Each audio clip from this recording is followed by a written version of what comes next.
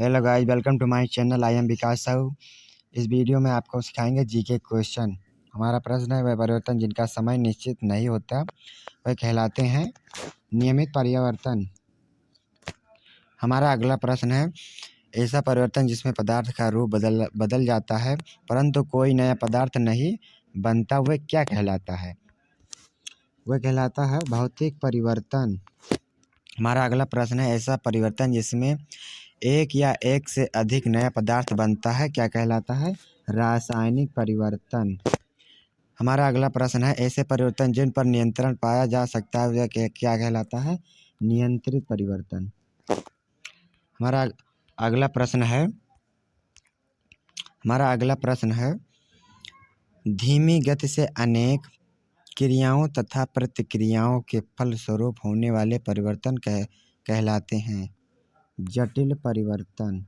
हमारा अगला प्रश्न है, ज्वालामुखी का फटना कौन सा परिवर्तन है? अनियंत्रित परिवर्तन।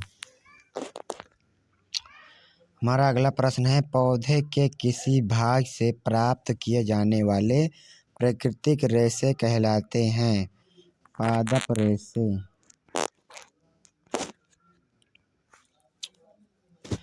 हमारा अगला प्रश्न है, उपयोगी तथा लाभदायक परिवर्तन क्या कहलाता है? अनुकूल परिवर्तन कहलाता है। हमारा अगला प्रश्न है, उपयोगी तथा हानिकारक परिवर्तन कहलाता है प्रतिकूल परिवर्तन। हमारा अगला प्रश्न है, रुई किस पौधे से प्राप्त होती है? कपास। हमारा अगला प्रश्न है, जूट किस पौधे से प्राप्त होता है? पटसन से। हमारा अगला प्रश्न है, फ्लैक्स पौधे के किस भाग से प्राप्त होता है? अलसी।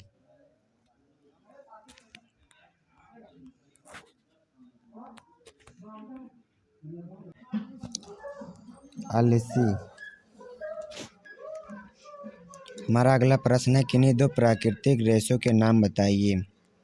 मान लीजिए आपके स्कूल में आप पूछ लिया जाए, दो प्राकृतिक रेशों के नाम बताइए, तो कपास और जूट। हमारा अगला प्रश्न है, चरखे से बुने वस्त्रों को क्या कहते हैं? खादी वस्त्र। हमारा अगला प्रश्न है, कपास के बीज से प्राप्त किए जाते हैं बिनौला। हमारा अगला प्रश्न है, जो सजीव अपना भोजन स्वयं बनाते हैं क्या कहलाता है? सपोषी। हमारा अगला प्रश्न है, जो सजीव अपने भोजन के लिए दूसरे पर निर्भर रहते हैं क्या कहलाते हैं? परपोषी। हमारा अगला प्रश्न है, जो पौधे अपना भोजन पौधे से प्राप्त करते हैं क्या कहलाते हैं? शाकाहारी जंतु।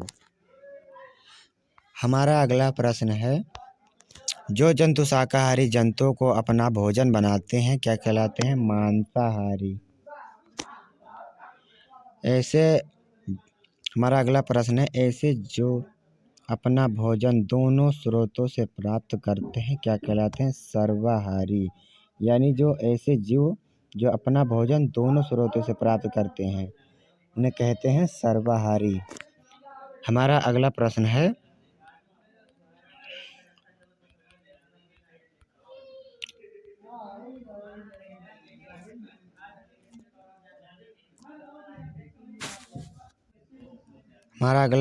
वातावरण की ऑक्सीजन युक्त वायु को नाक से फेफड़े तक पहुंचाने की क्रिया को क्या कहते हैं? श्वसन कहते हैं। हमारा अगला प्रश्न है, वह प्रक्रिया जिसके द्वारा अनावश्यक एवं हानिकारक पदार्थों को शरीर से बाहर निकाला जाता है उसे कहते हैं उत्सर्जन। हमारा अगला प्रश्न है, किसी भी उद्दीपन के प्रति शरीर द्वारा की गई अनुक्रिया कहलाती है संदेशन। संवेदनशीलता कहते हैं। हमारा अगला प्रश्न है, प्रत्येक जीव आकार प्रकार के समय बढ़ते रहने की क्रिया कहलाती है वृद्धि।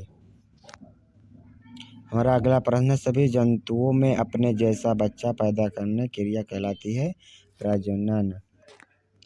हमारा अगला प्रश्न, जिनमें पोषण, श्वसन, वृद्धि, विसर्जन तथा प्रजनन की क्रिया होती है कहलाता है सजीव। हमारा अगला प्रश्न, शरीर को बनाने वाली छोटी इकाइयों को क्या कहते हैं? कोशिका।